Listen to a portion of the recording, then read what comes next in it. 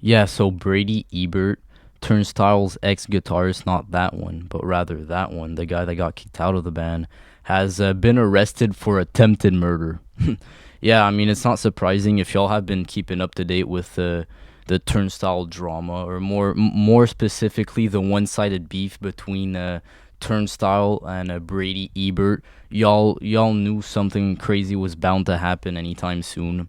Basically, on the 29th of March, the Baltimore Police Department issued a statement saying that Brady Ebert hit Brennan Yates' father, which is a singer of Turnstile, with his car. Yeah, he was found on his yard with a I don't know if it was broken legs or just like they said in some fancy schmancy words, trauma to his lower extremities, but they didn't really clarify like what the trauma was. So probably like injuries to like his legs or whatever. So yeah, he got got arrested for attempted second degree murder and a first degree assault, which which is absolutely fucking insane. Like I knew this guy was a little crazy in the head, but I mean, I never thought he was like that crazy. I thought he was just crazy because I don't know, fucking mental illness, drugs, partying, and getting kicked out of one of the biggest bands of the moment right now. Kind of made him a little weird. But I like really, I didn't expect him to go that fucking far to just commit assault, not even on a band member, but like on a band member's family. I mean, it's absolutely fucking crazy. And it says here on like the newsletter thing that I'm reading, Brady O'Brien Ebert, which is his full name, a 33-year-old from Silver Spring, Maryland, was charged with attempted murder and assault on March 31st. I don't know why it says March 31st now, and like it also said March 29th. I guess maybe because the day that it happened was March 29th, and he finally got convicted on March 31st. Anyways, while Ebert typically goes by Brady Ebert, his full name Brady O'Brien Ebert is listed on the credits of the Turnstile songs he contributed to. He reportedly made his first court appearance yesterday, April 1st, with a bail/bond review hearing scheduled for today, April 2nd. Kind of fucking crazy. In August 2022, the band formally parted ways with Ebert. Before that point, he was notably absent from tours and was subsequently replaced by Greg Cerwanka of Take Offense, followed by, as we may know, Meg Mills of Big Cheese and Chubby and the Gang. So yeah. If y'all didn't know, Brady Ebert did get kicked out of the band, and before getting kicked out, like he was kind of missing on like tours and shit, and people were kind of like wondering why. And basically later on down the line, once he got kicked out, there was some issues like stated online that he was aggressive. He got kicked out because he was aggressive, and even the drummer Daniel Fang had filed a restraining order against him, which does show his I guess more nasty temperament. Also, this past February, Ebert was fired from his new band The Set after social media outbursts in which he accused his former Turnstile bandmates of performative politics, financial mismanagement, and falsely trying to get a restraining order against him. So I'm kind of done reading the little news thing. I mean, I'm gonna put a little picture so y'all can kind of do your research online if y'all want to. Pretty interesting. But yeah, if y'all haven't been keeping up to date, by the way, with the fucking drama, because I just want to like let y'all know what's happening between him and the band recently, so y'all kind of have an idea. Basically, a few months ago, right?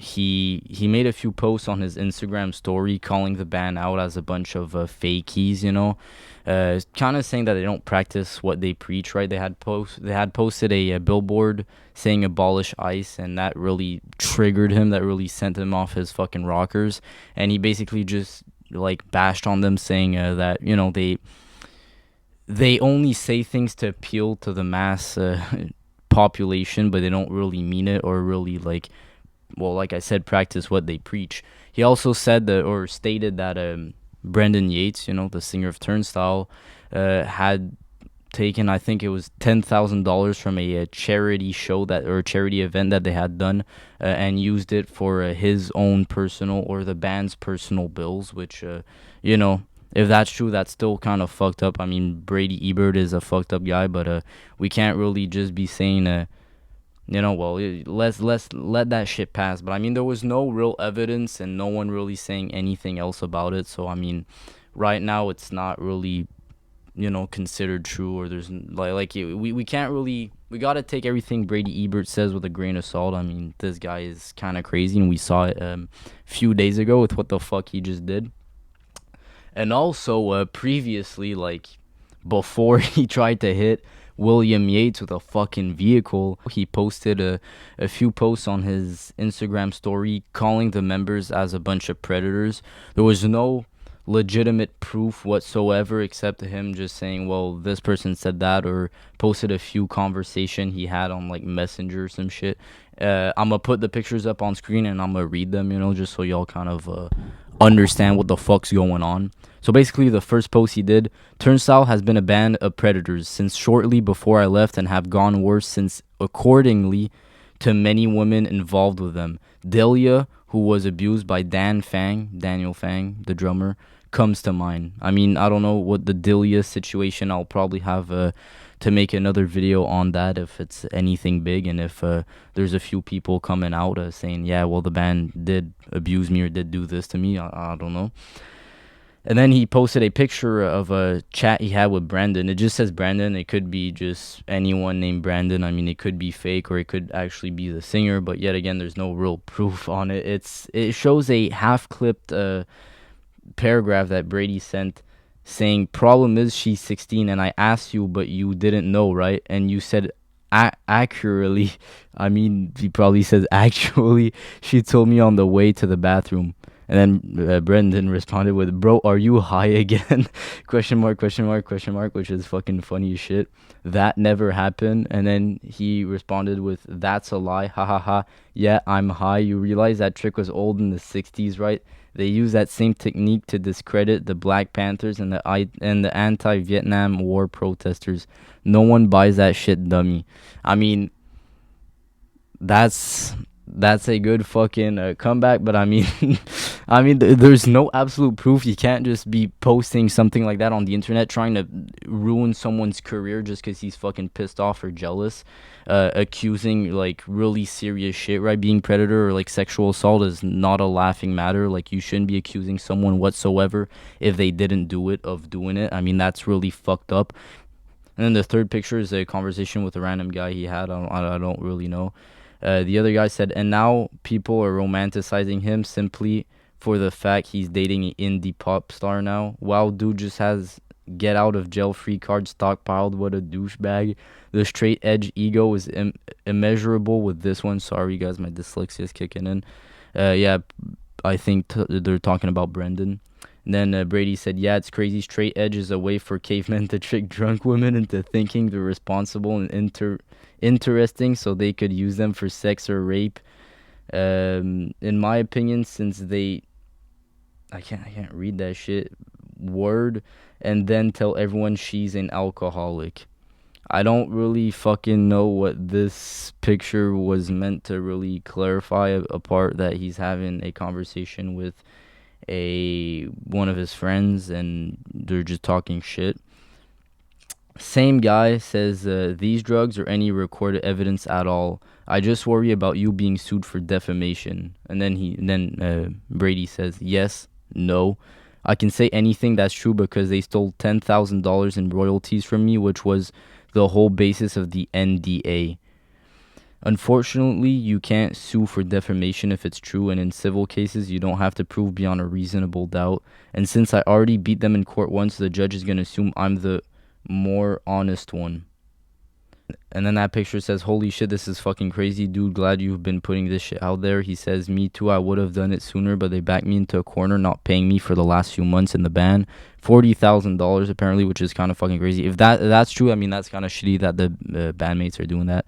And I had just bought a house, so they got me to sign an NDA, but they agreed to pay royalties. But their greedy asses decided to steal half of them this whole time. Since then, I just got evidence from their tax attorney who said they told the IRS they've been paying me the right amount this whole time, when they have only paid me about 25% of the $100,000 they should have paid me since 2021. same thing. He's just kind of putting allegations and shit out there into the wild. I mean, some of these things he's saying could be true. I mean, he is a crazy whack job, and like I said, we have to take everything he says with a grain of salt. Although he's a crazy guy that tried to hit his ex bandmate's father, doesn't mean we have to necessarily, discredit everything he's been saying. He might be pissed off for a fucking reason, maybe because he's a drug addict, and maybe because, he, like I said, he got kicked out of a big successful band. Maybe because he isn't being paid right? I mean, possibly he's not being paid right. At the same time, on the other hand, it's hard to believe him. Like, every time he's posted something out there, he's never really said any, or he never really shared any real fucking evidence. Like, it's all just kind of, I said it so it's true, and it's kind of fucked up just trying to, fuck someone else's career like that because you're slightly fucking jealous. Then the last picture says, like, everyone should do you, but the movement aspect, it is too gnarly. This guy, when he writes, bro, I swear it's fucked up, man. The divisiveness of straight edge via the open-minded partiers and street medicine users, hardcore's microcosm of the division created by the two-party system in the U.S. right now. Poor gotta unite against the rich and the pretentious, like most straight edge people. I mean, that's not, I don't quite fucking disagree with that. I mean, fair fucking point, but it's besides the subject matter of calling him out of being a fucking predator. You get what I mean? Just because Brendan said, like, bro, you fucking high, this guy got hella fucking pissed off. He's like, me, of course I'm fucking high, but why you calling me out for that? Well, maybe because you're fucking imagining things, dude. I mean, we've all been on a coke bender and thought the fucking cops was after us. Am I right? Jokes.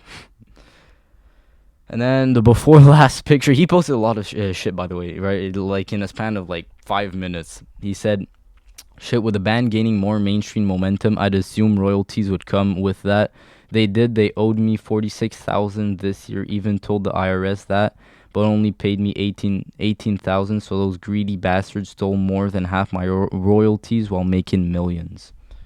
Which same shit, like, now I'm just talking about him complaining how he's not getting paid right, which sucks. His last post was something that he wrote. Brendan Yates is the ultimate rip-off artist in all aspects of his life, not just music, but definitely music too.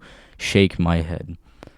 I mean, fuck, man, that's a lot to take in, bro. And then after posting that shit, you decide to fucking almost kill his father. I mean, it's a wild fucking world we're living in, dude, where where shit like that happens. You get popular, you get money, and then it kind of goes to your head, and you either screw your bandmates over or you try to, well, kill their family members. I mean, yeah, it's a fucking wild world, and I don't know, I just want to shed light to the situation, to all my Turnstile fans out there. I mean, Turnstile is one of my favorite bands, certainly at the moment, and I've loved all of the old shit they've done with Brady Ebert, and I mean, it kind of hurts me to say that this guy's going off his rockers and going to jail, because, well, Turnstile with Brady was fucking solid, and every album, every song, every EP was just fucking solid. And yeah, it just sucks that such a good fucking hardcore guitarist has to, go down like that, just has to fucking ruin his career because he's dumb, and like, I'd want to be on his side, but the more and more shit happens every day and the more shit he says, the harder it is to kind of believe him or want to be on his side, right? So I mean, prayers to fucking Brendan's family, right? Hope they get better. Hope Brady gets better mentally. I mean, fuck, man, it's a wild world we live in. And, I mean, if there's more shit coming out every day, I'll keep y'all updated. And, yo, peace, love y'all.